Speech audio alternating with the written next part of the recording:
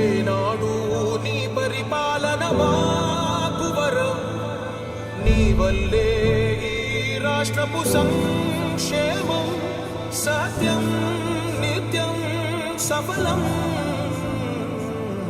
జనగణ మంగళ గాయకుడా, ఘనమగు చరితల నాయకుడా, పలుతరములు మము పరిపాలించర స్వామికుడా.